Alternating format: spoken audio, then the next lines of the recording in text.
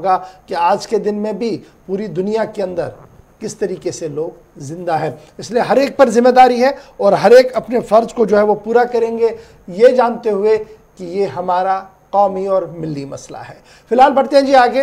अब जरा खबरों के सफर को करते हैं शुरू। और आज जब खबरों के सफर को हम चलाएंगे आगे, तो बात न सिर्फ दिल्ली से शुरू करेंगे बल्कि बात बहुत दूर तक ले चलेंगे। आपको न सिर्फ कोरोना की खबर बताएंगे, सड़कों का टेम्परेचर भी आपको बताएंगे और ये बताएंगे कि सरकार पीठ क्यों थपथपा रही है अपनी, और लेफ्टिनेंट गवर्नर साहब ने आपकी आवाज का जवाब दिया है। जवाब क्या है, देखते रहेंगे आप गुलिस्तान न्यूज़, क्योंकि हर खबर आपको तह तक बताएंगे और ग्राउंड जीरो से रिपोर्टिंग भी आपको दिखाएंगे हर खबर की। फिलहाल बढ़ते हैं जी आगे।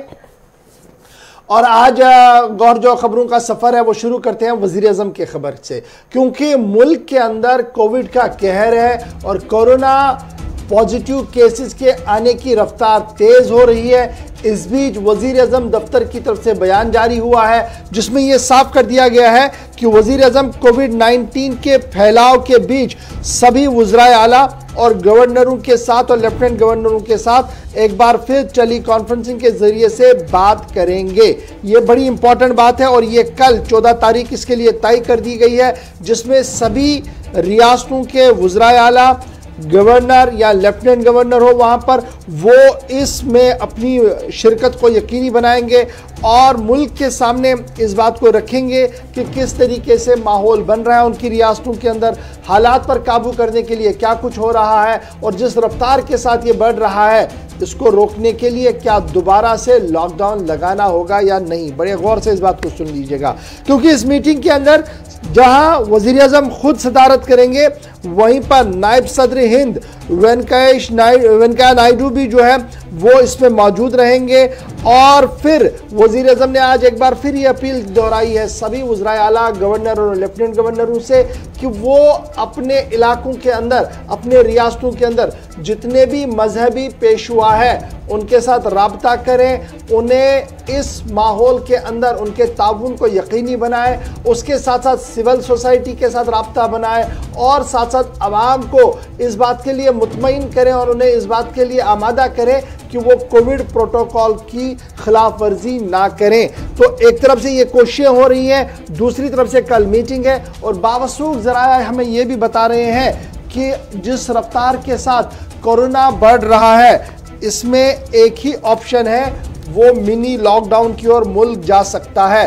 अगर सूरत हाल पर काबू नहीं हुई और जो रफ्तार 1 लाख, 1.25 लाख और 1.5 लाख से तजावुज कर रही है, अगर इस पर रफ्तार को थामा नहीं गया और इसे कहीं पर रोक नहीं लगी तो हम मिनी लॉकडाउन की ओर जा सकते हैं, क्योंकि दुनिया भर के मुख्तलिफ इलाकों के अंदर दोबारा से लॉकडाउन का निफाज अमल में लाया जा रहा है ताकि रफ्तार, कोरोना की रफ्तार और जो वायरस का स्प्रेड है ये किसी तरीके से रुके। यही वजह है कि दोबारा से मीटिंग्स का सिलसिला जो है वो शुरू हो रहा है और ये माना जा रहा है कि वज़ीर आज़म जब मीटिंग लेंगे उसके बाद हाई पावर कमेटी के साथ भी मीटिंग होगी और हतमी फैसला लिया जाएगा कि क्या कुछ करना है। इसलिए कल का दिन इंतहाई अहम माना जा रहा है इस हवाले से कि क्या कुछ आगे हिकमत अमली होनी चाहिए। कल के दिन पर सबकी नज़र रहेगी, वज़ीर आज़म की सदारत में आला सतही मीटिंग होगी। उस मीटिंग के अंदर सभी रियासतों के वज़राए आला, गवर्नर हो या लेफ्टिनेंट गवर्नर हो, वो शिरकत करेंगे और अपनी अपनी रियासतों की बात सामने रखेंगे। तो बड़ी खबर कि कोविड-19 के पेश नज़र कल दिल्ली के अंदर एक अहम तरीन मीटिंग होनी है जिसमें सभी रियासतों को मदऊ किया जा रहा है। चलिए जी, इसके बाद बढ़ते हैं आगे। जब कोरोना की हम बात कर रहे हैं तो बात आपको यह भी बताते चले कि पिछले 24 घंटों के दौरान ऑल इज नॉट वेल। जब मैं ऑल इज नॉट वेल की बात बता रहा हूं क्योंकि दबाव बहुत तेजी के साथ बढ़ रहा है। जी हां, जानलेवा आलमी वबा कोरोना वायरस का कहर लगातार जारी है दुनिया भर के अंदर ही। साथ साथ मुल्क में बात करेंगे तो पिछले 24 घंटों के दौरान 1,60,000 से ज्यादा मस्बत मामले सामने आए हैं। उसके साथ ही ब्राजील को भारत ने पीछे छोड़ दिया और भारत अब जो है दूसरे नंबर पर आ गया है। मुतासरा अफराद की तादाद बढ़कर जो है वो 13 लाख के पार भी हो चुकी है। और इसके साथ साथ ही अगर हम बात करेंगे 24 घंटों के दौरान महाराष्ट्र में सबसे ज्यादा आज भी आए हैं 51,751 नए मजबूत मामले सामने आए हैं। दिल्ली की बात करेंगे तो दिल्ली में 11,000 के पार हुआ हिंसा, जहां पर पहले 7,000 3,000 अब जो है 11,000 के पार दिल्ली के अंदर जो है हिंसा पार हुआ है। उसके साथ ही अगर हम बात करेंगे कल जो कुंभ मेला है उसमें तकरीबन 102 पॉजिटिव मामले सामने आए हैं। दिल्ली की बात करेंगे तो दिल्ली के 14 निजी अस्पतालों को सिर्फ वहां पर उन्हें कोविड ओनली जो है फैसिलिटीज रखी जाएंगी, सिर्फ कोविड पेशेंट्स उन अस्पतालों में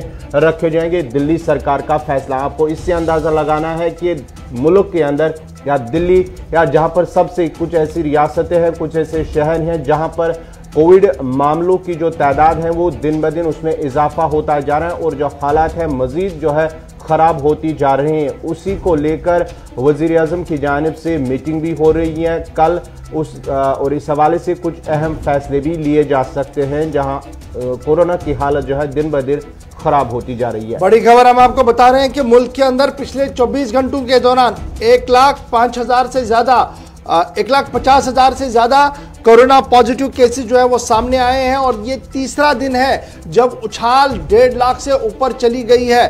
और महाराष्ट्र में अंदर इस वक्त 51,000 से ज्यादा कोरोना पॉजिटिव पिछले 24 घंटों के दौरान पाए गए हैं और 258 लोगों की मौत, यानी मौत का ग्राफ भी बढ़ रहा है, साथ साथ कोरोना पॉजिटिव केसेस भी सामने आ रही हैं और अब मुख्तलिफ इलाकों को हॉटस्पॉट के तौर पर माना जा रहा है। इधर कल कुंभ के में जो नज़ारे सामने आ रहे थे वहां पर कोविड प्रोटोकॉल की खुल्लम खुल्ला खिलाफ वर्जी नजर आ रही थी और जिस तरीके से महास्नान पहला हुआ था उसमें जो टेस्टिंग हुई है उसमें अभी तक ये बताया गया कि 102 साधु जो है वो पॉजिटिव पाए गए हैं। सरकार की तरफ से ये कहा गया था मास्क सोशल डिस्टेंस का ख्याल रखा जाए, लेकिन कल जब ये मजहबी त्यौहार था, पहला दिन था, न तो मास्क कहीं दिखा और ना ही समाजी दूरियां कहीं पर दिखी। सरकार की तरफ से लॉ एनफोर्समेंट एजेंसियां, वॉलंटियर्स तो खड़े कर दिए गए थे, लेकिन उसके बावजूद भी प्रोटोकॉल उस तरीके का नहीं दिखा जिसकी उम्मीद लगाई जा रही थी मजहबी पेशवाओं से। तो कुल मिलाकर कल का दिन भी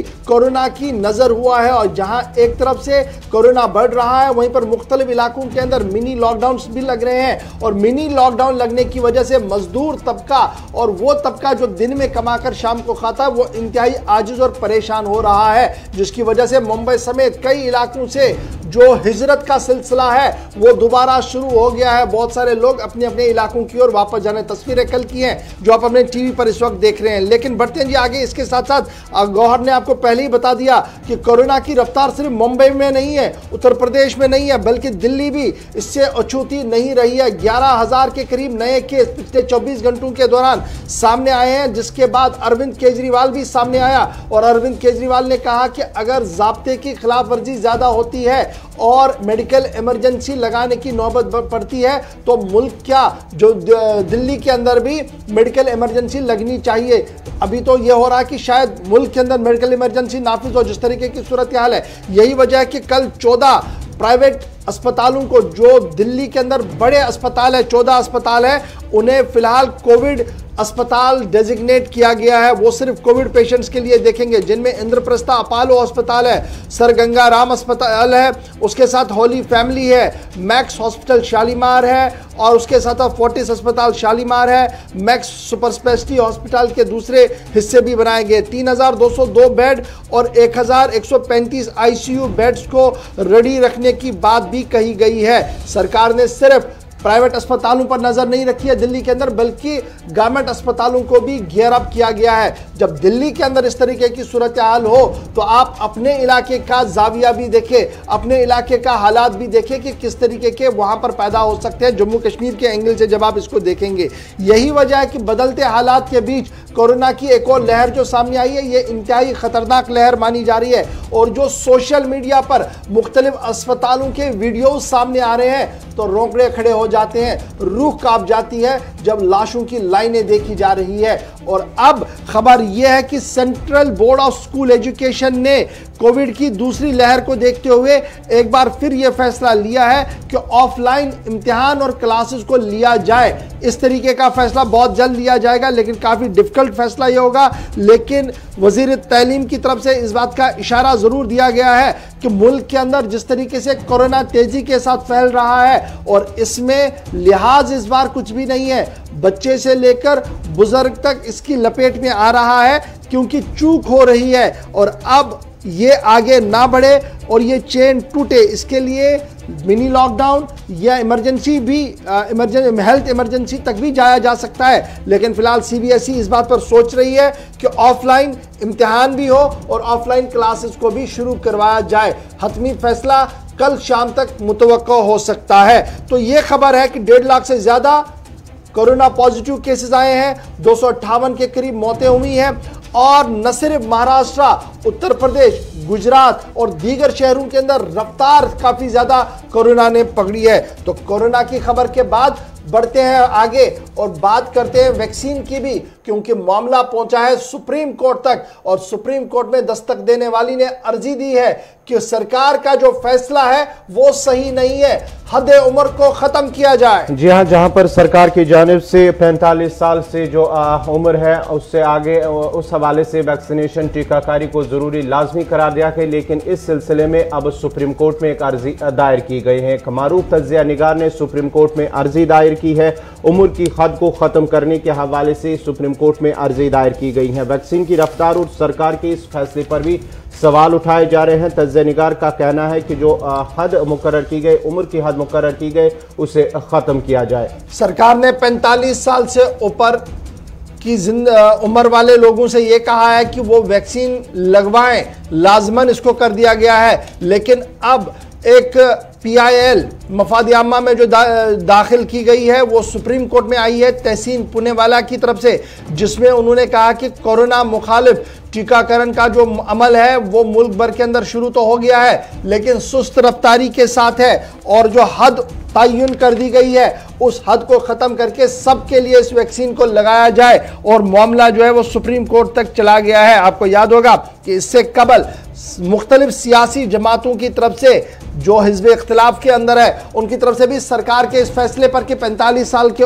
ऊपर के उम्र वाले लोगों को ही इंजेक्शन लगवाना होगा, उस पर बरहमी का इजहार किया था। और जिस तरीके से मुख्तलिफ मराकिज पर इंजेक्शन यानी जो कोरोना मुखालिफ टीका है वो मिल नहीं रहा और इस तरीके की काफ़ी ज़्यादा खबरें जो है वो मिल रही है, इसको देखते हुए भी जो है वो सुप्रीम कोर्ट और मुख्तलिफ सियासी जमातों की तरफ से पहले आवाज़ उठाई गई और अब मामला सुप्रीम कोर्ट तक चला गया है कि बड़ी खबरें और बड़े इश्तिहार तो ज़रूर आते हैं, लेकिन मुख्तलिफ केंद्रों के अंदर यानी मुख्तलिफ मराकिज़ के अंदर अभी टीके नहीं दिए जा रहे हैं, क्योंकि वहाँ पर वैक्सीन बड़े पैमाने पर दस्तयाब नहीं है। इधर मरकजी हुकूमत की बाइख्तियार कमेटी ने कल एक और बड़ा फैसला भी लिया है और उस बड़े फैसले में रूस के टीके को भी मंजूरी दे दी गई है। यानी कोरोना मुखालिफ टीका जो रूस के अंदर तैयार किया गया है और रूस ने अपने लोगों को जिसकी शुरुआत की है उस टीके को भारत के अंदर भी लगाया जाएगा इमरजेंसी के लिए, और इसकी अप्रूवल भी कल जो है वो मिल चुकी है। बात रूसी वैक्सीन जो है स्पुतनिक V को इमरजेंसी इस्तेमाल के लिए सिफारिश की गई है। कोवैक्सीन और कोविशील्ड के बाद ये तीसरी वैक्सीन होगी जिसको अब मंजूरी मिली है। हैदराबाद के एक लैब में इसे तैयार किया जा रहा है रूस के इश्तिराक से और स्पुतनिक V के 91.6% उसे मुयस्सर होने का दावा किया गया है। और क्लिनिकल ट्रायल जो है वो 18 से 99 साल की उम्र की तकरीबन जो है 1600 अफराद पर जो है इसका क्लिनिकल ट्रायल किया गया। उसके बाद ही कल एक आला सतही मीटिंग हुई है, उसके बाद अब उसे मंजूरी दी गई है। बात मुल्क की हम बता रहे थे और सुप्रीम कोर्ट की बात कर रहे हैं, लेकिन बात जरा जम्मू कश्मीर की भी आपके सामने रख दें, क्योंकि जम्मू कश्मीर के अंदर भी कोरोना तेजी के साथ फैल रहा है और लगातार एक के बाद एक जिले से अब खबरें सामने आ रही है। और यही वजह कि कोरोना मुखालिफ ऑपरेशन जो चलाया जा रहा था वो पूरी तरह से फिलहाल नाकाम होता हुआ नजर आ रहा है। जहां जम्मू कश्मीर की बात करेंगे तो पिछले 24 घंटों के दौरान 991 मस्बत मामले दर्ज किए गए हैं। ताज़ा मामलों में 499 जम्मू जबकि 492 कश्मीर सूबे से और आपको बताते चले कि पहली बार जम्मू में वादी कश्मीर से ज्यादा मामले रिपोर्ट किए गए हैं। बडगाम में इस हवाले से अगर हम बात करेंगे, अगरचे निजी स्कूलों पर जो पाबंदी आयद की गई थी, लेकिन कल जिला तरक्याती कमिश्नर बडगाम की जानिब से एक दौरा किया जहां उन्हें शिकायत मिली थी कि बडगाम जिले के अंदर एक निजी स्कूल में तालीमी सरगर्मियां जारी हैं। उस सिलसिले में उन्होंने वहां पर अचानक दौरा किया और स्कूल को सील भी कर दिया और साथ ही साथ 30,000 रुपए का जुर्माना भी आयद किया गया। अगर हम कोविड की बात करेंगे, मुतासरीन की बात करेंगे, तो पिछले 4 रोज के अंदर जिला उधमपुर में 251 BSF जवान जो है वो पॉजिटिव पाए गए हैं और साथ ही साथ जम्मू यूनिवर्सिटी के अंदर मुख्तलिफ जो लगातार इस वक्त जो कोरोना पॉजिटिव मामले सामने आ रहे हैं, उसके साथ साथ ही रियासी या उधमपुर या दीगर कई ऐसे जिले हैं जहां पर लगातार इसमें इजाफा देखने को मिल रहा है। शहरी श्रीनगर इस वक्त जो है वो सबसे आगे है, अव्वल नंबर पर है। उसके साथ ही वादी कश्मीर की बात करेंगे तो बारामूला दूसरे नंबर पर है। लखनपुर पर टेस्टिंग का सिलसिला तेज कर दिया गया है और कल 52 से ज्यादा लोग वहां पर कोरोना पॉजिटिव पाए गए हैं। और इसके साथ साथ जब हम उधमपुर की आपको बात बताएं या जम्मू यूनिवर्सिटी की बात बताएं, मेडिकल अफसर भी पॉजिटिव, जम्मू यूनिवर्सिटी के अंदर कई उस्ताद और तलबा पॉजिटिव, IGP रैंक के पुलिस अफसर पॉजिटिव। और उसके साथ साथ जब पॉजिटिव की बात करते हैं, अब ये इतना नेगेटिव हो गया है कि डर लगता है लफ्ज पॉजिटिव लिखते और सुनते हुए। सीधे चलते हैं जी श्रीनगर, जहां से मेरे साथ सनम एजाज ज्वाइन कर चुके हैं और साथ साथ थोड़ी देर में मेरे साथ अनिल शर्मा भी जम्मू से ज्वाइन करेंगे, क्योंकि बड़ा दिन है और बड़े दिन के पेश नजर नवरात्रा का पहला दिन है, मंदिरों की ओर सबका रुख है। उधमपुर से लेकर जम्मू तक सूरत हाल क्या कुछ है सब आपको बताएंगे, लेकिन सबसे पहले सनम एजाज आपके पास। कोशिशें सरकार की तरफ से की जा रही है कि कोविड SOP का ख्याल रखा जाए, लेकिन सूरत हाल ये है कि रफ्तार तेजी के साथ बढ़ रही है।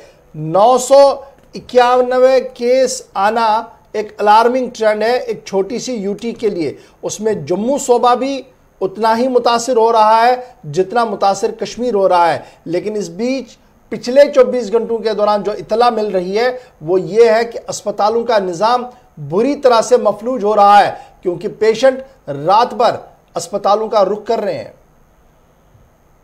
देखिए, बिल्कुल गौर, आपने 2 मामलात पे बात की, लेकिन एक चीज मैं इससे पहले बताऊं, अब कश्मीर में सिचुएशन जो है, आम लोग अब कहते हैं कश्मीर में जो पॉजिटिव केस की तादाद है, आम लोग यही कहते हैं कि अब पॉजिटिव केसेस जो है उनको क्वारंटीन होने की जरूरत है। अब नेगेटिव लोग जो है उनको क्वारंटीन होना पड़ेगा, ताकि तादाद जो है पॉजिटिव इस तरह बढ़ी है कि ये छोटी सी तादाद है जो नेगेटिव अब बच रहे हैं, तो उनको क्वारंटीन होना पड़ेगा ताकि अपने आप को बचा रहे। और दूसरा ये है, जिस तरह आपने अस्पतालों की बात की, पेशेंट रात को आ रहे, लेकिन हमारे यहाँ जो SOPs है उनका ख्याल, या यूं कहें तो यहाँ कश्मीर में एक पुरानी कहावत है कि रूल्स आर फॉर फूल, तो आम लोगों के लिए रूल्स है, किसी सरकार के लिए रूल्स नहीं है। 2 मिसालें मैं देना चाहूंगा जो सोशल मीडिया पे भी वो तस्वीर बड़ी वायरल हुई है, और ये एक मिसाल है कि हमारा मेडिकल कॉलेज अनंतनाग का माइक्रोबायोलॉजी डिपार्टमेंट, रमजान आज रात से शुरू होने जा रहा है, और इस रमजान से पहले बहुत से लोगों ने ये भी सोचा कि रमजान के महीने में उन्हें घूमने फिरने का मौका नहीं मिलेगा, तो क्यों न रमजान के पहले ही एक दिन घूमने फिरने। तो कल अनंतनाग के मेडिकल कॉलेज की माइक्रोबायोलॉजी डिपार्टमेंट बंद रही, वहां का अमला, वहां का स्टाफ, वहां के जो डिपार्टमेंट के हेड ऑफ डिपार्टमेंट से सब लोग पहलगाम के लिए चले गए। वहां पे सोशल मीडिया पे जो तस्वीर वायरल हुई है उन पे कहीं न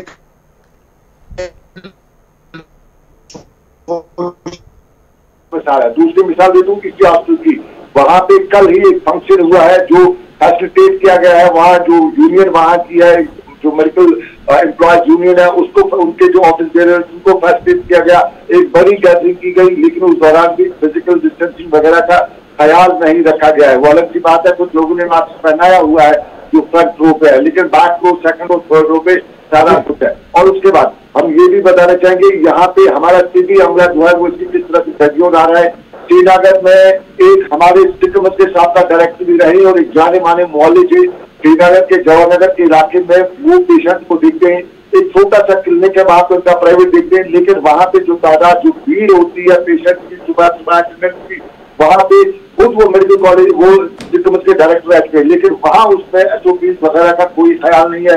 जो अटेंडेंट, जो टिकट, जो वहां पे टर्न अपने लेने आते हैं या अपॉइंटमेंट लेने आते हैं, उनको किस तरह से वो ख्याल नहीं रखते हैं। और उसके बाद अगर हम साथ में गए, हमारे जाने माने मोहल्ले बच्चों के चिल्ड्रन स्पेशलिस्ट माने जाते हैं और एक अच्छी खासी भीड़ रहती है, वहां पे भी यही सिचुएशन है। कोई ये जो सरकारी कायदा और कानून है वो वहां पे नहीं है। पास में ही उनके ही फैमिली के एक और मेंबर है, गायनी के एक जानी मानी डॉक्टर है। वहां पे जिस तरह फीमेल पेशेंट्स का रश रहता है, उस रश में जो अटेंडेंट से लेके अपॉइंटमेंट लेने के लिए जो लोग आ रहे हैं, उनका क्या हाल है, किस तरह से फिजिकल डिस्टेंसिंग नहीं हो रही है, ये भी अपनी जगह पे आप है। ये सब वो मामले हमारे स्कूलों पे सरकार ने काज गिराई या सरकार पे कायदा और कानून वहां पे लागू किया, लेकिन ये जो बड़े इदारे हैं या बड़े लोग हैं जो हमारे हेल्थ सेक्टर से वाबस्ता रहे हैं और आज भी है, उनके यहाँ कोई भी एसओपीज नहीं। और अनंतनाग के मेडिकल कॉलेज की कहानी ये है कि जब कल वो वहां पे गए तो ये माइक्रोबायोलॉजी डिपार्टमेंट अनंतनाग।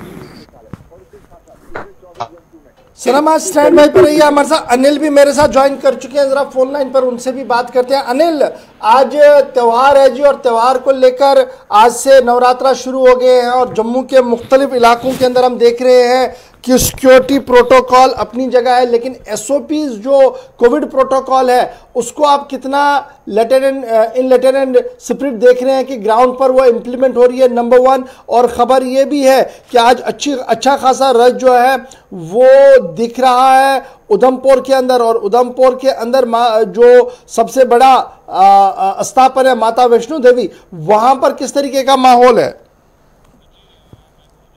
सूरत हाल जो है काफी मंजर जो है काफी दर्दनाक मंजर है, क्योंकि लगातार जो है जम्मू कश्मीर के अंदर जो है कोरोना वायरस जो है बढ़ता हुआ नजर आ रहा है। वहीं पर यहाँ के स्थानीय लोगों की अगर हम बात करें तो सुबह से ही लंबी लंबी कतारों में जो है सुबह से ही यहाँ पर दर्शन करने के लिए पहुंचे और काफी लंबी कतारें यहाँ पर जो देखने को मिल रही है। जिस तरह से सख्त हिदायत दी गई थी माननीय उप राज्यपाल की तरफ से, कहा गया था कि सख्त निर्देशों का पालन किया जाएगा। जिस तरह से रमजान है, जिस तरह से अगर हम बात करें तो नवरात्रे पावन अवसर है और आज बैसाखी भी है, और उसी के उपलक्ष्य पर साफ तौर पर कहा गया था कि पूर्ण रूप से जो है व्यवस्था को जो है सेवा में रखा जाएगा। मगर ऐसे सूरत हाल देखने को नहीं मिल रहा है और लोगों की कतारें लंबी लंबी सुबह से ही 3 बजे से हम कहने की कोशिश कर रहे हैं और सुबह से हम दृश्य दिखाने की कोशिश कर रहे हैं कि लंबी लंबी कतारें जो है श्रद्धालु दर्शन के लिए पहुंचे हुए थे। और अभी तक की बात करें तो अभी तक जो है लोगों का आना हुआ यहाँ पर लगा हुआ काफी ज्यादा तांता जो है देखने को मिल रहा है और काफी घातक सिद्ध हो सकता है जिस तरह से लगातार जम्मू कश्मीर में कोरोना वायरस जो है बढ़ता हुआ नजर आ रहा है। अनिल, कल हमने कुंभ में भी देखा कि सूरत हाल जो थी वो इसी तरीके की बनी हुई थी कि हजारों लोग आए, उन्होंने स्नान किया, लेकिन बाद में पता लगा कि बहुत सारे लोग जो है वो पॉजिटिव है और जो उनके आसपास लोग रहे होंगे ऑटोमेटिकली वो एसिम्प्टोमेटिक होंगे, वो घर गए होंगे और 10 लोगों से मिले होंगे और ये चेन जो है वो तेजी के साथ फैल रहा है। और उसके बाद ऐसा लग रहा था कि शायद कश्मीर आते आते इस सिस्टम को थोड़ा सा स्ट्रीमलाइन किया जाएगा। तो आपका ये मानना है कि सिस्टम कागजों में बहुत अच्छा लगता है, प्रेस नोट्स के अंदर बहुत अच्छा लगता है, लेकिन जब एनफोर्स करने की बारी आती है तो टाइम फिश? जी, साफ तौर पर बहुत जी आपने ठीक कहा कि जिस तरह से जमीनी सतह की अगर हम बात करें तो जमीनी सतह पे इम्प्लीमेंटेशन की बात की जाती है, तो मगर यहाँ पर साफ तौर पर ऐसा देखने को नहीं मिला है। और जिस तरह से सख्त हिदायत दी गई थी डीसी मेंबरान्स को, जितने भी डीसी हैं चाहे वो जम्मू के हो चाहे वो कश्मीर डीसी हो, सख्त हिदायत दी गई थी माननीय उप राज्यपाल की तरफ से कि आप दिशा निर्देश को जो है पालन किया जाएगा, पालन करवाना पड़ेगा। मगर ऐसा सूरत हाल देखने को नहीं मिल रहा है। स्थिति जो है काफी गंभीर जो है देखने को मिल रही है और सुबह से ही यहाँ पर जो है लंबी लंबी कतारें जो है देखने को मिल रही है जो काफी घातक सिद्ध हो सकती हैं और आने वाले समय में जो है कोरोना का जो है दस्तक देती हुई नजर आ रही है, चाहे वो उनके परिवार के सदस्य हो चाहे वो करीबी उनके रिश्तेदार। अच्छा, रैंडम टेस्टिंग आपको कहीं नजर आ रही है कि रैंडम टेस्टिंग हो, किसी को भी पकड़ के टेस्ट किया जाए ताकि एक नजर रखी जाए कि चलिए अगर 100 लोग आ रहे हैं तो तकरीबन 30-40 लोगों का तो टेस्ट हमने कर लिया, और क्या सब लोगों के पास मास्क है? जी, ऐसा तो सूरत हाल, मास्क तो लोगों ने पहने, लोग अपने आप से तो अवेयर हैं, मगर सरकारों की तरफ से देखा जाए तो ऐसी कुछ भी देखने को नहीं मिल रहा और नकेल जो है सरकार की तरफ से और प्रशासन की तरफ से कुछ भी ऐसे सूरत हाल देखने को नहीं। बहुत शुक्रिया अनिल जी हमारे साथ ज्वाइन करने के लिए। जम्मू की सूरत हाल अनिल बता रहे थे कि मंदिरों के बाहर लंबी लंबी लाइनें हैं, सुबह 3 बजे से ही लोग दर्शन के लिए तो आए हैं, लेकिन प्रोटोकॉल जो होना चाहिए था उसका जनाजा उठता हुआ साफ नजर आ रहा। सीधे श्रीनगर चलेंगे। सनम, अब जरा श्रीनगर की भी बात करते हैं।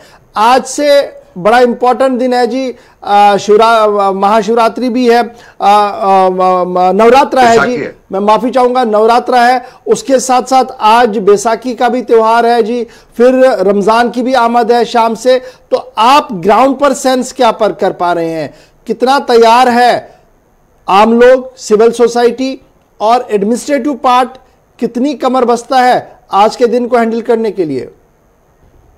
देखिए, एडमिनिस्ट्रेटिव पार्ट में आज एक बड़ा मामला था, वो था बैसाखी का। बैसाखी में चूंकि सिख फिरके के जो लोग हैं वो इस त्योहार को ज्यादा मनाते हैं, और फिर बागों में इस दिन के हवाले से, क्योंकि ये नया साल की बतौर यूं कहें तो नई फसल की शुरुआत होती है, तो अच्छी खासी तादाद में बागों में रश होता है, खासतौर पर सिख फिरके का। लेकिन अब की बार इस सिख बरादरी के लोगों ने एक बहुत ही पॉजिटिव कदम लिया है। उन्होंने बैसाखी मनाने का तो ऐलान किया है, लेकिन जिस तरह माजी में उनका होता था इस तरह अब उन्होंने नहीं किया है। सिख बरादरी के जितने भी लोग कल मुझे मिले, उन्होंने कहा कि मैं अब की बार इस तरह की फंक्शन नहीं होगी, क्योंकि खतरा है और खतरे से बचना जरूरी है। और माना जा रहा है कि उन्होंने ये सब कुछ जो है वो एडमिनिस्ट्रेशन को भी बताया है कि वो पूरा ख्याल रखेंगे। और जिस तरह से अब तक हमने देखा कि सिख बरादरी ने हर मामले में कहीं न कहीं पॉजिटिवनेस बहुत ही दिखाई है, तो आज भी हमें उम्मीद है कि सिख बरादरी के लोग पॉजिटिवनेस जरूर दिखाएंगे। और उसके साथ साथ दूसरी बात अगर मैं कहूं, रमजान का मुकद्दस महीना भी है, उस हवाले से भी आज खरीदारी के लिए अच्छा खासा रश होगा, क्योंकि आज पहली सहरी है, तो उस हवाले से आज सब लोग मार्केट जाएंगे और फिर उस में जो भीड़ होगी वो जरूर होगी। लेकिन उसमें आज कहीं न कहीं एडमिनिस्ट्रेशन का टेस्ट पॉइंट है, क्योंकि 3 बड़े त्योहार हैं।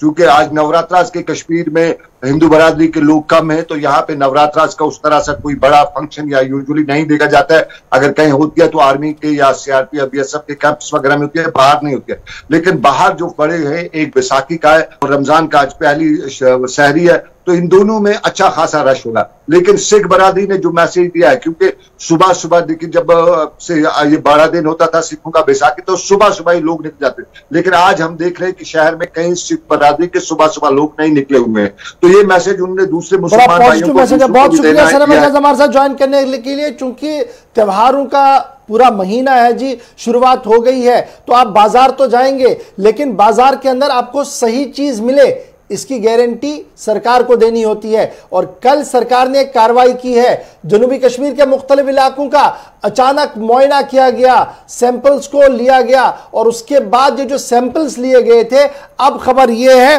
कि नूडल्स जो है वो नकली पाए गए हैं, मिस ब्रांड पाया गया है, यानी वो गैर मयारी पाए गए हैं खाने के लिए।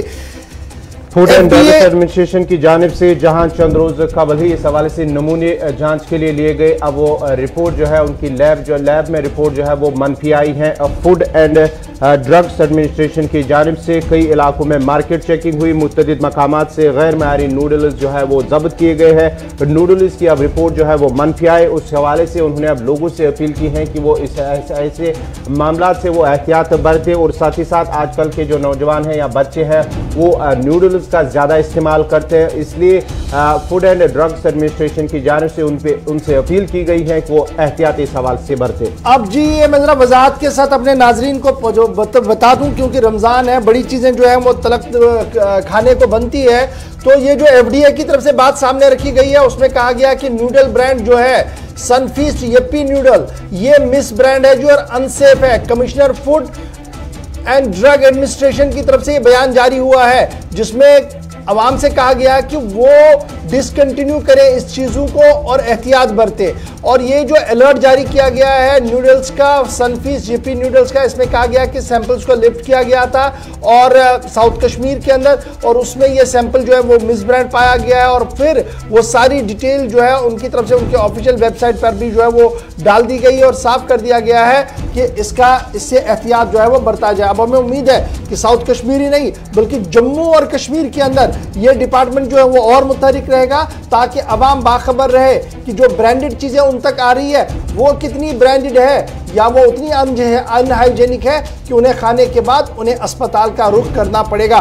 तो बच्चों को देने से पहले एहतियात बरते, क्योंकि कोरोना भी है, अस्पतालों के अंदर जगह भी नहीं है, और अगर इस तरीके की चीजें आप खाएंगे तो और ज्यादा बीमार हो सकते हैं। तो एफडीए का बड़ा खुलासा जो है वो सामने आया। बढ़ते हैं जी आगे, बात रमजान की हम कर रहे थे, तो रमजान को लेकर कल रात देर गए लेफ्टिनेंट गवर्नर साहब का भी एक बड़ा फैसला सामने आया है। जहां नवरात्राओं को लेकर थोड़ी सी नरमी हम जरूर देख रहे हैं, वहीं पर मजहबी पेशवाओं की अपील का असर भी कल लेफ्टिनेंट गवर्नर पर साफ दिखा है। जहां चंद रोज कबल ही जहां मजहबी पेशवाओं की जानिब से इंतजामिया और LG इंतजामिया से अपील की और जिला इंतजामिया से अपील की गई थी कि रमजान मुबारक के दौरान जो कर्फ्यू रात का कर्फ्यू नाफिज किया गया उस हवाले से नमाज अदा करने की इजाज़त दी मसाजिदों में। इस सिलसिले में अब LG मनोज सिन्हा ने कोरोना कर्फ्यू के दौरान नमाज की जुज़वी इजाज़त दे दी है। कल समाजी राब्ता ट्विटर पर ट्वीट करते हुए उन्होंने इस हवाले से बाज़ाब्ता तौर पर कहा कि कर्फ्यू के दौरान मसाजिदों खानकाहों में नमाज पढ़ने की इजाज़त होगी। अवामी राब्ता साइट ट्विटर पर यह जानकारी दी है। आपको बताते चले कि जहां पर मजहबी पेशवाओं ने पहले ही कहा था कि उन्हें जो है मसाजिदों में नमाज पढ़ने की इजाज़त दी जाए, लेकिन उन्हीं लोगों को नमाज पढ़ने की इजाज़त होगी या मस्जिद में आने की इजाज़त होगी जो मास्क पहने होंगे और साथ ही साथ वहां पर नमाज अदा करने के दौरान समाजी दूरी भी और साथ ही साथ अपनी जो जाए नमाज है वो भी अपने साथ रखे ताकि जो फैसला होगा समाजी दूरी का उसका भी खास ख्याल रखा जाए। बाज़ाब्ता तौर पर अब LG की जानिब से सभी डिप्टी कमिश्नरों को यह हिदायत दी गई है कि कर्फ्यू के दौरान रात का कर्फ्यू के दौरान मसाजिदों के अंदर जो भी नमाज पढ़ने जाएंगे उन्हें इजाज़त दी जाएगी। लेकिन बड़ी बात यह है कि सभी मस्जिद कमेटी और मुंतज़मीन की तरफ से यह साफ कर दिया गया है कि कोरोना के दौरान SOPs का ख्याल रखा जाए और जहां जहां पर SOPs का ख्याल नहीं रखा जाएगा वहां पर इस तरीके के इज्तिमा की इजाज़त नहीं होगी। यानी अगर हम खुद सेल्फ डिसिप्लिन बने और मकामी मस्जिदें, अगर आप बड़ी मस्जिदों को छोड़ दीजिए, दोहर हम अगर मकामी मस्जिदों की बात करें तो ज्यादा से ज्यादा 250 से 500 लोग नमाज के लिए आते हैं जी बड़ी मस्जिद में, जो हमारी मोहल्ले की मस्जिद है। और जामिया मस्जिदों को छोड़ दीजिए, मैं मकामी मस्जिदों, छोटी मस्जिदों की बात कर रहा हूँ जहां पर हम फजर, जोहर, असर नमाज पढ़ते हैं और तरावी का एहतमाम करते हैं। तो ये 500 से 1000 लोगों को एहतमाम करना कोई बड़ी बात नहीं है। अगर हम दूरी के साथ और मास्क के साथ, प्रॉपर सैनिटाइजेशन के साथ नमाज पढ़े तो आप इस बात का यकीन रखिए कि वायरस भी भागेगा और निज़ाम भी चलेगा। और जो जमलिंग अगर हमने की है, क्योंकि मुझे बहुत ज़्यादा खदशा ये है कि फिर रमज़ान के अंदर जुम्मे के दिन वो भी नमाज के लिए जाता जो शायद 1 साल भी नहीं जाता हो, लेकिन फिर जो वहाँ जमलिंग होगी तो उससे मुसीबत के लिए हम दरवाज़ा खोलेंगे। तो बजाय ये कि हम और किसी की ओर देखें और किसी वीडियो और फिल्म को हवाला देते हुए कि जनाब यहाँ पर क्यों नहीं, हम पर क्यों ये लागू, ये हम वाला मामला नहीं है। हम पर जिम्मेदारी ज़्यादा है, मुझ पर ज़्यादा जिम्मेदारी है। इस चीज़ का हमने एहसास अंदर पैदा करना कि मुझसे मेरे साथ वाले आदमी को परेशानी ना हो, मेरे घर में बैठे हुए आदमी को परेशानी ना हो। ये मुझसे ही शुरू करना होगा। आप जो वीडियोस देखते हैं, बड़े बड़े इज्तिमात हो रहे हैं, मजहबी इज्तिमात हो रहे हैं, सियासी इज्तिमात हो रहे हैं, उनकी ओर ना जाइए। वो क्या कर रहे हैं उसे हम हुज्जत नहीं बना सकते हैं। हमारी हुज्जत जो है वो इस्लाम है और इस्लाम ने इस बात का दरस दिया है कि आपके उठने से, बैठने से, चलने से, लिखने से या अगर किसी भी अमल से दूसरे इंसान को नुकसान ना पहुंचे, मुसलमान तो दूर की बात है ना, दूसरे इंसान को नुकसान ना पहुंचे। रमज़ान का बहुत बड़ा दर्स यही है कि इंसानियत की फलाह सलाह हो और इंसानियत के लिए हम काम करें। तो इसके लिए एक मॉडल हमने पेश करना होगा और मुझे उम्मीद है कि जिस कोशिश का आगाज हुआ है वो मंतकी अंजाम तक जरूर पहुंचेगी। बढ़ते हैं जी आगे। बादरा दिल्ली से भी एक आपको बताते हैं, क्योंकि दिल्ली के अंदर चुनाव चल रहे हैं, अभी चुनाव की बात चल रही है तो चुनाव की खबर भी आपको बताते चले। वेस्ट बंगाल या बंगाल के अंदर सियासत काफी ज्यादा गर्म है और इलेक्शन कमीशन ने ममता बनर्जी पर 24 घंटों के लिए पाबंदी आयद कर दी है कि ममता बनर्जी जो है वो 24 घंटों के लिए तशहीरी मुहिम का हिस्सा नहीं बन सकती है।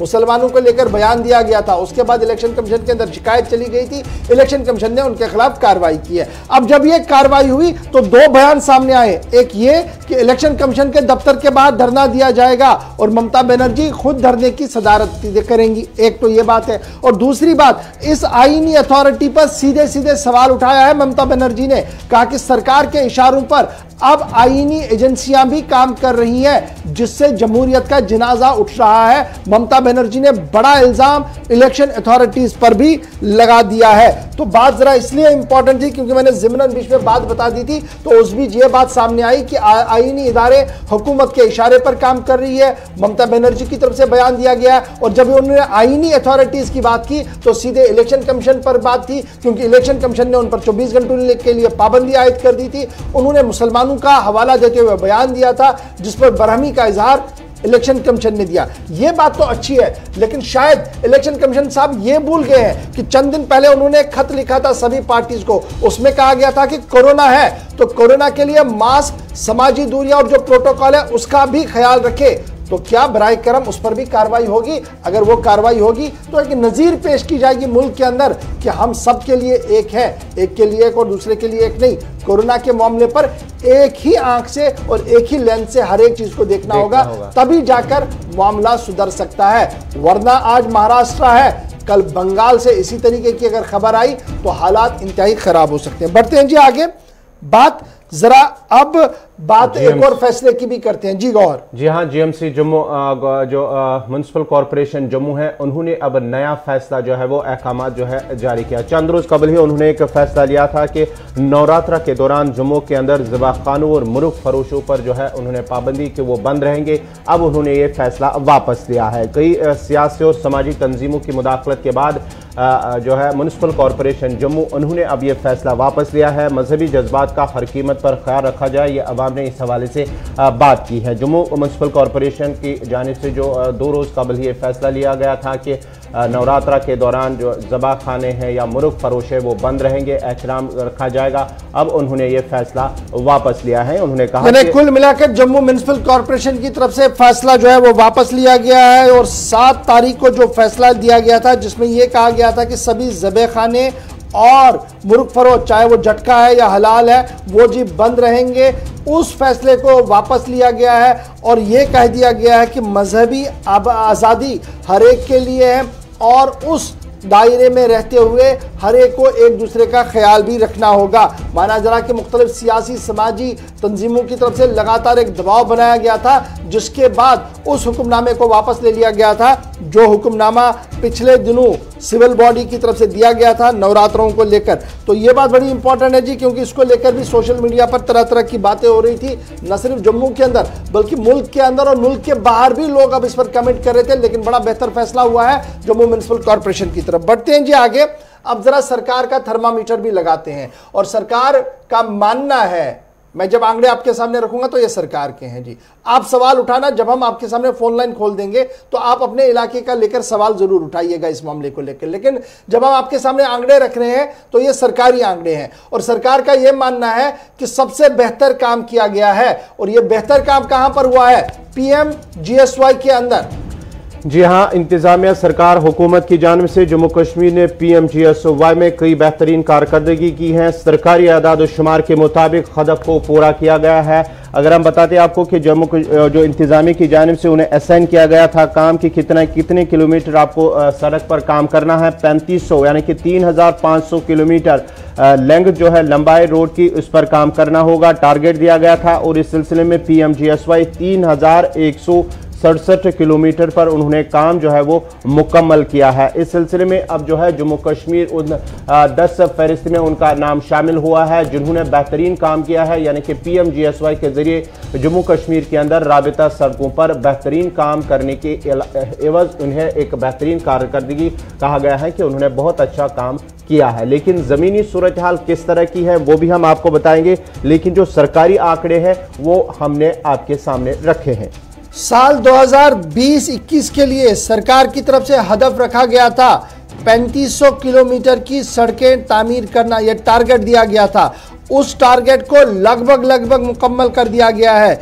3500 के बजाय 3170 से ज़्यादा किलोमीटर की लंबी मसाफत वाली सड़कों को जो है वो तामीर किया गया। सरकारी आदाद-ओ-शुमार ये बता रहे हैं और सरकारी आदाद-ओ-शुमार ये बता रहे हैं छत्तीसगढ़ उत्तराखंड के बाद जम्मू कश्मीर ऐसी रियासत है जिन्होंने PMGSY के तहत अपने टारगेट्स को पूरा किया गया है। 177 टारगेट दिए गए थे जिसमें यह कहा गया था कि 177 जो आबादियां हैं, जो गांव हैं, उनके अंदर आपने काम करना होगा। तो 177 में से 119 हैबिटेशंस के अंदर उन्होंने अपना काम जो है वो मुकम्मल किया है।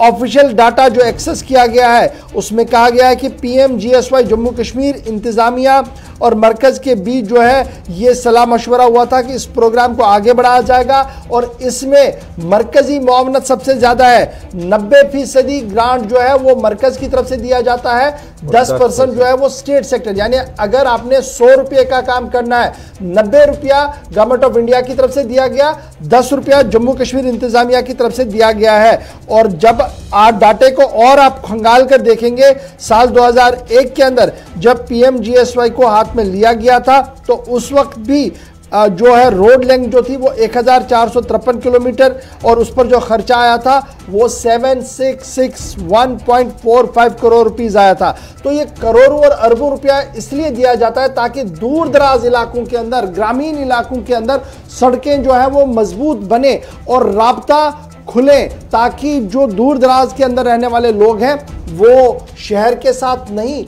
कम से कम तहसील के साथ और तहसील के बाद डिस्ट्रिक्ट के साथ जुड़े और डिस्ट्रिक्ट से शहर तक जुड़े, उनकी रसाई आसान हो, उसके लिए ये काम किया गया। तो सरकार का मानना है कि बेहतर परफॉर्मेंस है। अब ये बेहतर परफॉर्मेंस कितनी है आप हमारे साथ ज्वाइन करेंगे 9:35 पर, जरूर बताइएगा। और जो आंकड़े सरकार ने पेश किए उसमें उधमपुर जिला है, उसने टॉप पोजीशन इस हवाले से हासिल की है कि जिनका मानना है कि जिला उधमपुर में सड़कों पर जो काम हुआ है प्रधानमंत्री ग्रामीण सड़क योजना के तहत वो काबिल तारीफ है और उसने पहला मकाम जो है वो हासिल किया है। चलिए, ये तो बात थी PMGSY की, लेकिन श्रीनगर जम्मू कौमी शाहराह पर एक जिला है रामबन और रामबन के अंदर मुख्तलिफ सड़कें हैं जी, राब्ता सड़कें हैं, चाहे कौमी शाहराह हो या कौमी शाहराह को जोड़ने वाली सड़कें हो, उन सड़कों पर अबूर मरूर इन दिनों वबाली जान बना हुआ है, क्योंकि सिर्फ चंद माह पहले इन सभी सड़कों पर हालात को देखते हुए ब्लैक टॉपिंग की गई थी, उसे ठीक किया गया था और यह उम्मीद लगाई जा रही थी कि शायद अब हालात बेहतर होंगे, लेकिन चंद माह गुजरने के साथ ही हालात क्या कुछ है आपके सामने है। जी हाँ, टीवी स्क्रीन पर ये जो आप तस्वीरें देख सकते हैं ये रामबन से हैं, जहां पर 4 माह कबल ही वहां पर मैकडम किया गया, रोड पर मैकडम बिछाया गया है और 4 माह के अंदर ही आप हालात अब खुद इससे अंदाजा लगाया जा सकता है कि किस तरह से काम हुआ। ये महकमे R&B के मैकेनिकल विंग की जानिब से जो काम हुआ है 4 माह के अंदर, ये रामबन का इलाका, ऐसे ही कुछ इलाके हैं जहां पर काम तो हुआ है लेकिन गैर मयारी मटेरियल उसमें इस्तेमाल हुआ है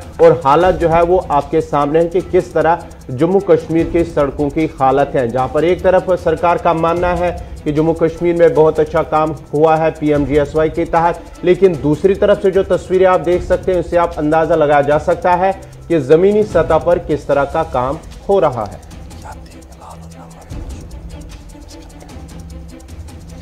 चलिए जी, रामबन चलते हैं जहां से नदीम इकबाल हमारे साथ ज्वाइन कर चुके हैं। नदीम, कौमी शाहराह और कौमी शाहराह से मुंसलिक जिला रामबन, जहां पर सड़क की हालात क्या है? लग रहा है कि कोई रबड़ की तह बिछाई गई है और ब्लैक टॉपिंग का दूर दूर तक कभी कहीं असर दिख नहीं रहा है। क्या कुछ खबर है, क्या कुछ लोगों का मानना है और इंतजामी अमूर चलाने वाले अफराद क्या कुछ आज कह रहे हैं इस पूरी खबर पर? जी बिल्कुल गौहर साहब, मैं आपको सबसे पहले इस रोड का बता दूं कि ये रोड कंगा गांधरी रोड है, जिस पर अगर बात करें, क्योंकि पहले तो वहां पे काम हुआ था, एग्रीगेट का काम हुआ था, लेकिन वो काम कुछ हद तक बेहतर था। लेकिन उसके बाद देखा जैसे ही वो काम मुकम्मल हुआ तो सेकंड फेज का काम शुरू और सेकंड फेज में वहां पे जो होल का जो पॉट होल का वर्क था वो होना था और उसमें ब्लैक टॉप के जहां पे ब्लैक टॉप उखड़ गया है उसको रिपेयर करना था। लेकिन वो रिपेयर किस तरह से हो रहा है, उसमें सब स्टैंडर्ड मटेरियल यूज किया जा रहा है। वहां के लोगों से जब हमने बात की तो लोगों को यह मानना था कि ये सड़क को एक रंग दिया जा रहा है, ना कि मजबूत किया जा रहा है, ना कि स्लैग जिस तरह से रोड को मैग्नेटाइज किया जा रहा था, मैग्नेटाइज नहीं बल्कि इसको एक रंग दिया जा रहा है कि हमने रोड की शक्ल को जो है काला कर दिया। तो इस तरह से जब हमने देखा, क्योंकि वो हाथ से अगर वो ब्लैक टॉप जो 15 या 20 दिन पहले वहां पे ब्लैक टॉप किया है, अगर वो हाथ से उखड़ रहा है तो गाड़ियां चलने से उसकी क्या हालत होगी, इसका अंदाजा वो लोग खुद से लगा सकते हैं जो इस वक्त बड़ी बड़ी कुर्सियों पर R&B की जो ऑफिसरान है वो अंदाजा लगा सकते हैं। लोगों का ये कहना था कि अगर इस तरह की तरक्की हो रही है तो हमें तो जो पहले वाली एग्जिस्टिंग सरफेस है वो ही मंजूर है, लेकिन ये जो काम है इस पर रोक लगनी चाहिए। लेकिन कहीं न कहीं ऐसे काम के चलते जो डिपार्टमेंट का टेक्निकल विंग है पीडब्ल्यूडी R&B रामबन का, उस पर कई तरह के सवाल निशान खड़े थे कि क्या उनके चल रहा था मुलाजिम नदीम, तो क्या टेक्निकल लोग और टेक्निकल विंग से वाबस्ता लोग वहां पर साइट पर नहीं आए? उन्होंने नहीं देखा कि क्या ये सही बिछ रहा है? नहीं, नंबर 1। और नंबर 2, कश्मीर के मुकाबले में रामबन का मौसम कदरे बेहतर है और काफी अच्छा रहता है, तो उसके बावजूद भी अगर सड़क की यह हालत है कश्मीर में, हम समझ सकते हैं बर्फ और बर्फ के बाद उठाने वाला मामला जो होता है वो सड़कों को भी अपने साथ उठा लेता है। तो रामबन आते आते तो ये पोजीशन ही नहीं होनी चाहिए थी। जी बिल्कुल गौहर साहब, देखिए एक चीज तो मैं आपको बता दूं, क्योंकि 3 बार खुद से मेरा उस सड़क पर से गुजर हुआ जहां पे ये पॉट होल का काम चल रहा था, लेकिन मैंने कोशिश की कि वहां डिपार्टमेंट के टेक्निकल विंग का कोई मुलाजिम हो जिससे मैं बात करूं और जानकारी हासिल करूं कि ये काम किस तरह का चल, लेकिन वहां पे मुझे नहीं मिला। फाइनली जब कल लोगों ने मुझे बुलाया कि आप यहाँ पे आइए, देखिए कि काम बेहतर नहीं हो रहा है, और कुल मिलाकर वहां पर जो काम था वो बेहतर तो नहीं हो रहा था। आप तस्वीरों में खुद देख रहे हैं कि जिस तरह से ये वहां पे काम हुआ है, ये किस तरह से उखड़ रहा है। अच्छा, तो अब डिपार्टमेंट के टेक्निकल विंग बड़ा इंपॉर्टेंट है जी, बड़ा इंपॉर्टेंट, और मुझे उम्मीद है कि लेफ्टिनेंट गवर्नर इंतजामिया के बड़ा अफसर इस प्रोग्राम को देखते रहते हैं, और मुझे बड़ी खुशी है कि बहुत सारे इश्यूज पर एड्रेस भी किया जाता है, बड़े इश्यूज को एड्रेस किया जाता है। ये जो काम हुआ था ये रवा फाइनेंशियल ईयर के दौरान हुआ था, यानी जो गुजर चुका है फाइनेंशियल ईयर उसमें हुआ था, या उससे पहले हुआ था? यानी 2020-21 के दौरान हुआ था या उससे पहले हुआ था? जी गौहर साहब, देखिए इसमें 2 काम थे। एक तो पहले था जिसमें एग्रीगेट बिछाना था, वो काम बेहतर हुआ था, वो जो फाइनेंशियल ईयर 2020-21 में हुआ था। लेकिन जो अभी वहां पे पॉट होल का काम चल रहा है, अभी ये रवा दिनों में चल रहा है, यानी अभी ये काम इन प्रोग्रेस है, काम चल रहा है। और जहां टेक्निकल विंग का ये कहना होता है कि जो ब्लैक टॉप होता है वो 72 घंटे के बाद मजबूत होता है, उससे पहले वो उसे कच्चा ही कहा जाता है। लेकिन आज की डेट में लगभग 15 दिन का वक्फा गुजर गया, लेकिन अभी तक अगर ये मजबूती नहीं पकड़ रहा है तो कहीं ना कहीं एक चीज तो ये होती है कि देखिए कि टेम्परेचर इसका शायद बेहतर नहीं है। अगर टेम्परेचर बेहतर नहीं है तो डिपार्टमेंट ने एक काम पहले ही शुरू कैसे कर दिया, या दूसरी बात यह है कि कहीं ना कहीं सब स्टैंडर्ड मटेरियल यूज हो रहा है जिसकी वजह से सड़क की हालत पहले से अबतर हो रही है। बहुत शुक्रिया नदीम इकबाल हमारे साथ ज्वाइन करने के लिए। उम्मीद है कि हुकूमती इदारे जो हैं वो इसकी ओर तवज्जो देंगे, क्योंकि काम अभी भी चल रहा है और टेक्निकल टीम की खामोशी बड़े सवालों को जन्म दे रही है कि क्या जानबूझकर ऐसी सड़कें तामीर की जा रही हैं जो चलने के लिए भी बाद में वबाल जान बने। आप देख सकते हैं कि हाथ लगाने से ये तारकोल जो है वो हट रहा है। सोशल मीडिया पर लोग ये भी पूछ रहे हैं, सवाल उठा रहे हैं कि जिस तरह से ये काम हो रहा है, रात के दौरान भी कहीं पर जब भी मैग्नेटाइजेशन का काम होता है तो जो वहां पर वो ठेकेदार हैं वो रात में ही काम करते हैं, क्योंकि कोई उसे देखने वाला नहीं। और दो चीजें हैं, रात वाला जो कॉन्सेप्ट था वो कहीं ना कहीं सही भी था कि आप रात को डालिए, कोई गाड़ी ऊपर से नहीं चलेगी, उसको 2-4-5 घंटे का वक्त मिलेगा और वो पूरी तरह से सेट होगा। यहां उस चीज का नाजायज फायदा उठाया गया। हमने जब टेक्निकल टर्म्स को आप देखेंगे तो 2-3 घंटे अगर सड़क को मिलेंगे अच्छे से तो ये सेट हो जाएगी। सेट टेम्परेचर के अंदर इसको डाला जाएगा, सेट टेम्परेचर के तहत जो रिक्वायर मटेरियल होगा उसके साथ अगर डाला जाएगा। हमने बीकन के बड़े खतरनाक रोड्स देखे हैं जो आज बने हैं, आज के नहीं है बल्कि 5 साल 8 साल से वो रोड्स बने हैं, लेकिन सेट बने हैं, रात को ही वो बनाए गए थे। लेकिन यहां पर जो सूरत हाल है वो ये है कि दिन के उजाले में ही लूटा जा रहा है और हुकूमत खामोश तमाशाई है। यहां पर जी छोटे से ब्रेक के लिए रुक रहे हैं, ब्रेक के उस पार आएंगे तो आपको बताएंगे कि जम्मू कश्मीर के तलबा क्यों है परेशान और हुकूमत की तरफ से उन्हें क्या वादा दिया गया है, और उसके साथ साथ आपको बताएंगे कि IAFT में यानी जो बड़ा दहशतगर्दी मुखालिफ इदारा है उसमें जम्मू कश्मीर के कौन से अफसर जाने वाले हैं और क्यों कैट का फैसला आज आया है और किन की नौकरी चली गई है। तफसील के साथ बताएंगे छोटे से ब्रेक के फौरन बाद।